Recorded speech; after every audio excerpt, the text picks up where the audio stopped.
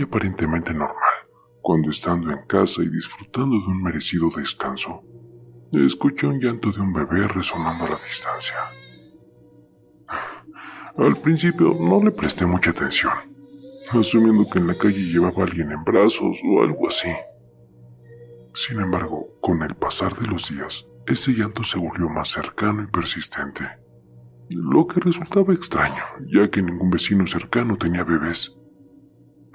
A pesar de esto, opté por no darle mayor importancia, pensando que podía ser algo pasajero. La curiosidad, sin embargo, fue ganando terreno en mi mente. Cada vez que el llanto resonaba, sentía la necesidad de investigar, saliendo rápidamente de mi casa con la esperanza de encontrar a alguien paseando con un bebé. Pero para mi desconcierto, no encontraba a nadie. Nadie que explicara el origen de ese lamento que me perseguía. Aquella situación peculiar comenzó a inquietarme. Me preguntaba si acaso estaba perdiendo la razón, si aquel llanto era real o producto de mi imaginación. Decidí poner más atención a los detalles, a las circunstancias que rodeaban este misterioso suceso. Un día, después de completar mis tareas cotidianas y dejar la comida lista para la llegada de mi familia, me dispuse a descansar en una silla que estaba en el pasillo de la entrada de mi antigua casa. Era una casa con techos bastante altos y zaguán que conducía a diferentes cuartos y pasillos. Mientras leía el periódico, noté algo fuera de lo común por el rabillo del ojo. Los pequeños pies de un niño moviéndose con guarachitos blancos capturaron mi atención. Mi corazón se aceleró al darme cuenta de que no había niños en mi hogar en ese momento. Salté de la silla y me dirigí apresuradamente al patio. Pero para mi desconcierto, no encontré a nadie. La falta de la lógica en aquella situación me dejó perpleja. Horas más tarde, la realidad golpeó con fuerza cuando unos conocidos llegaron corriendo, visiblemente alterados. Mi hijo menor, Tony, había sufrido un terrible accidente al bajar del camión escolar. Un auto lo había impactado y lamentablemente no logró sobrevivir en el camino hacia el hospital. La desesperación y el dolor se apoderaron de mí, mientras intentaba comprender la magnitud de la tragedia. Los recuerdos del misterioso llanto y la presencia del niñito con guarachitos blancos inundaron mi mente. ¿Habría sido un presagio o un aviso de tragedia que se avecinaba? ¿Acaso aquel niño era el ángel guardián de Tony o la representación de la muerte misma? Las preguntas sin respuestas me atormentaron, creando una conexión inquietante entre aquel llanto y la inesperada pérdida de mi hijo. Gracias por leerme.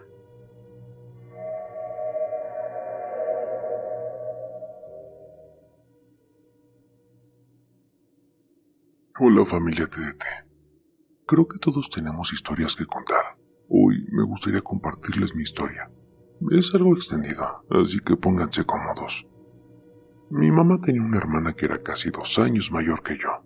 Nos criamos juntas prácticamente, porque yo pasaba mucho tiempo en la casa de mi abuela. Mi tía era hipoacústica. Calculando, ella escuchaba solo el 5% de los sonidos, y estos tenían que ser de alta potencia, como gritos en su oído o un globo que se reventara muy cerca de ella.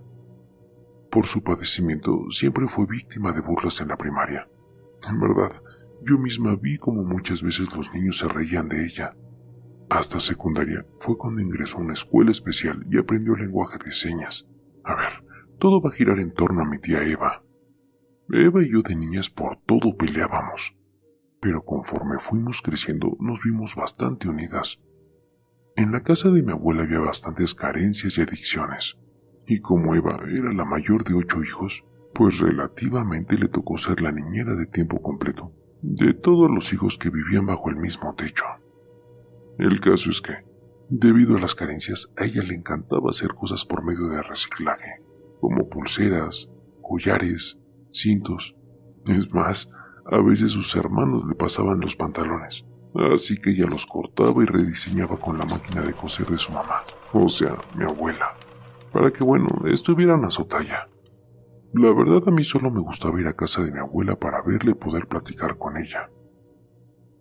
Cuando yo tenía 16 años, ella le pidió a mi mamá que si podía venir a vivir con nosotros. Lógico, ¿cómo decir que no? Estuvo con nosotros un par de meses y pues ya se imaginarán, muchísimo más unidas. Dormíamos juntas, comíamos juntas, compartíamos la ropa. Disfrutaba muchísimo estar con ella como no tienen una idea. Nos divertíamos muchísimo. A ver, ya me extendí. Aquí comienza lo extraño. Un día estábamos sentadas en el frente de la casa con unas sillas mecedoras. A veces nos escribíamos en un cuaderno, como si fuera algo así como un chat, ¿sí me entienden? Me escribía chistes o cosas que le habían pasado, o a veces cosas que recordaba que habíamos hecho juntas. Una vez me escribió esto, bueno, que más o menos recuerdo así. ¿Quieres que te cuente un secreto? Sí. ¿Me prometes que no se lo vas a decir a nadie? ¿Por qué? ¿Es algo malo? No, pero es que nadie me va a creer. Es que veo un muchacho. Yo me imaginé que se refería a alguien, o sea, vivo. Le pregunté que cómo era que lo veía, si a escondidas, bueno, tonterías así. Ella se sonrió después de que leyó lo que le escribí, y empecé a escribir bastante. A ver, en resumen, me escribió que veía a un chico que estaba muerto. Siempre lo veía solamente en el baño de su casa, pero él le decía que podría ir a verlo cuando ella quisiera, que siempre estaría ahí, porque podía pegarse a ella. También recuerdo que escribió que él siempre la asustaba agarrándola del tobillo cuando ella estaba en el lavabo, y en verdad que ella odiaba que él hiciera eso. Yo me sorprendí y me dio muchísima curiosidad seguir sabiendo cosas. Me dijo que se veía como una persona normal, pero que siempre estaba vestido igual, con un overol viejo y eso sí, se veía muy pálido. Es más, hasta se volvieron amigos y se contaban cosas. En el transcurso en el que ella estuvo viviendo conmigo, iba a visitar a su mamá, y cuando regresaba me contaba más cosas, como que él me había visto y que le caía bien, pero que me cuidara mucho. A ver, nunca supe si era una sugerencia o amenaza. Un día, supuestamente le dijo que le gustaría que estuviéramos juntos, en donde él estaba. La supuesta historia de él es que vivió hace muchos años con su familia en una zona cuando no había casas ahí, y que un día se dispararon en la cabeza porque siempre estaba triste, que a veces le dolía cuando se acordaba de eso. A ver, todo esto les repito, Eva me lo platicaba por medio de cartas, que se perdieron durante la mudanza años después. En verdad, no tiene una idea de lo enojada y triste que me sentí, porque era la única evidencia que yo tenía de que ella me había compartido todo esto. Pero en fin, muchos detalles los guardo en mi memoria. Un día, otra hermana de mi mamá fue por Eva, a lo que le dijo que su mamá se había puesto mala y que la extrañaba mucho. Lógico, Eva se sintió mal, agarró sus cosas y se fue. No saben cuánto hubiera deseado que nunca se fuera, pero era su decisión. Yo le rogué a mi mamá porque no dejara que se fuera, pero solo me dijo que su lugar estaba con su mamá y que tenía que irse para cuidarla. Eva se suicidó 4 meses después.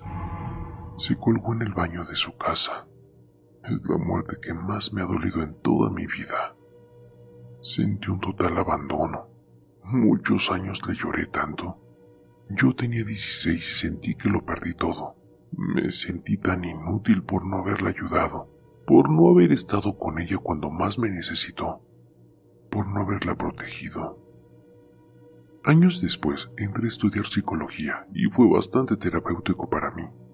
Comencé a ver la situación desde la perspectiva distinta y más madura, analizar su condición física, psicológica, familiar, económica, todo eso en una chica de recién cumplidos 18 años. Es fácil deducir que fue todo eso lo que la llevó a tomar esa decisión, pero cuando lo analizo desde un punto de vista espiritual y paranormal, la idea de que quizá él la convenció y se la llevó aprovechándose de su condición me hierve la sangre. De eso ya han pasado 18 años, pero para mí se siente como si hubiera sido ayer. Gracias por leerme, TDT.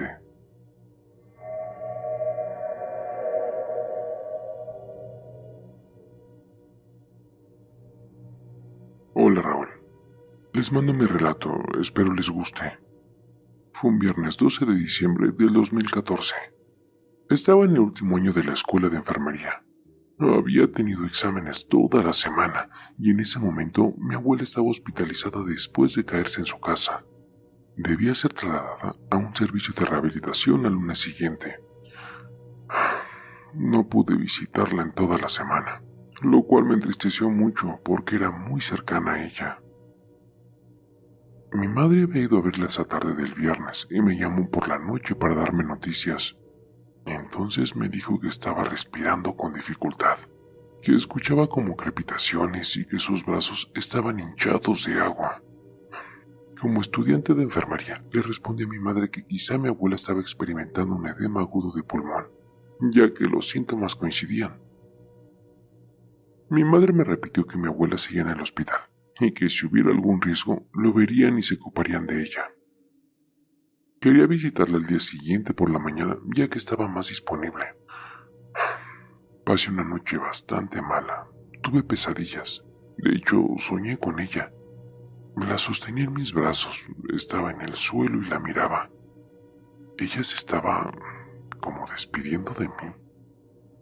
Le estaba administrando yo un medicamento para tratar su edema de pulmón, como ya lo había supuesto el día anterior. Al despertar, estaba muy triste y conmocionada. Pero bueno, me levanté para ducharme. Me estaba preparando para irme al hospital, cuando mi hermano me llamó. Me anunció que mi abuela había fallecido esa noche.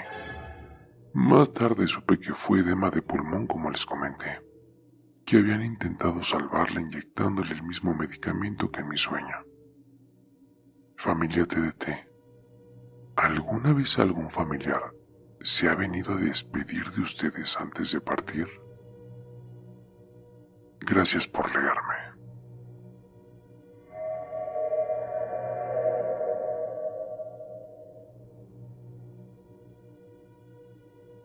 Hola familia TDT. Hace 14 años falleció el sobrino de mi exmarido. Después de 2 años nos juntamos, viviendo en esa casa que compartimos. En 2 ocasiones vi una sombra pequeña. Mis 2 hijos tienen una diferencia de edades, de 2 años con 11 meses y de 13 mi niña. Como les comento, mi niña era la mayor, pero nunca llegó a conocer al niño que falleció. Recuerdo un día en el que mi niña, el recién nacido, mi marido y yo estábamos en la habitación. Mi esposo y el bebé estaban en la cama, mientras que mi niña, bastante coqueta, se miraba al espejo. En ese momento ella exclamó: «Ay, Alan, déjame en paz, no me molestes». Cabe destacar que el niño se llamaba Alan, y mi niña nació 2 años después de su fallecimiento. Fue entonces cuando me di cuenta de que el espíritu del niño estaba y sigue presente en nuestra casa. Recientemente mi ex esposo estaba ayudando a su padre en una papelería que tienen. Yo planeaba visitar a mi madre, y mientras estaba por salir, escuché ruidos de juegos de carritos provenientes de la habitación de los niños. A ver, mi hijo tiene muchos carritos, así que pensé que estaba jugando. Cuando le pregunté a su padre que si se iba a llevar a Samuel, él se me quedó viendo. Me dijo que estaba loca, que Samuel se había ido con su hermana desde hace rato. Quedé sorprendida. Yo lo escuché jugar en su cuarto.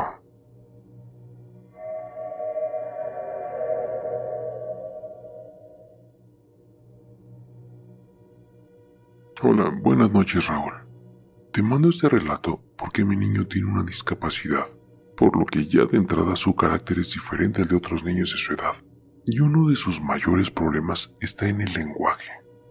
No tiene más amiguitos que los de su escuela, por lo que usualmente disfruta jugar él solo en su habitación. Digo esto como contexto porque es común que durante esos juegos se aviente unos monólogos de antología.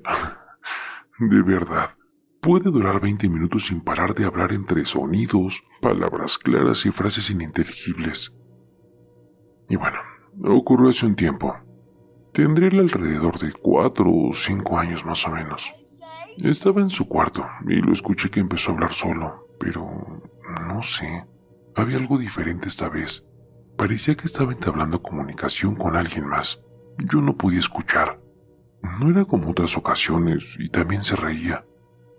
Así pasaron varios minutos en los que esa dinámica continuó hasta que decidí asomarme al cuarto.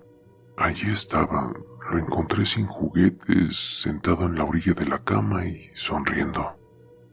Le pregunté, mi amor, ¿con quién hablas? Y muy seguro me respondió, Oma Ana. ah, ¿y dónde está Oma Ana? Tras lo cual dio una palmadita en su palma al lado de él, como cuando le pides a alguien que se siente y él me dijo, Aquí. Oma es como se les llama a las abuelitas en Alemania, y Ana era la abuela de mi esposo, quien falleció cuando él de niño apenas tenía 3 meses. Nunca la conoció, porque en ese entonces vivíamos todavía en México. Yo recuerdo que solo tenía a decirle, ok, y ahí quedó. Tiempo después, mientras mi esposo movía algunas cosas que tenía guardadas, sacó unas fotografías, y junto a él estaba mi hijo, quien al verlas, las toma y grita, Oma Ana. Nos quedamos de a 6, porque, ¿cómo les digo? Él no conocía a su bisabuelita ni en foto. No tenía la manera de saber cómo era ella, sin embargo, la reconoció de inmediato. Si mal no recuerdo, hubieron más ocasiones en las que él decía que platicaba con su Oma, pero esa fue la que más me quedó grabada por ser la primera. A ver, nunca me dio miedo. De hecho, siempre he tenido mucha curiosidad y respeto por lo que los niños pueden ver, y me intriga saber cómo ocurrían esos encuentros. La segunda anécdota ocurrió en el Día de Muertos, en el 2018. Estábamos en familia en la tumba de mis abuelitos haciendo su ofrenda y conviviendo. Este cementerio no es como esos antiguos que tienen esculturas y mausoleos por todos lados. Es de esos que son como un jardín muy grande, donde solo ponen una lápida plana sobre la tumba y un florero y nada más. A unas pocas lápidas de donde descansaban mis abuelos estaba enterrado un bebé. Mi mamá y mi tía como que lo adoptaron porque nadie iba nunca a visitar a ese bebé. Y bueno, como tenemos corazón de pollo, cada que iban a ver a mis abuelos le dejaban alguna flor o un juguetito al niño.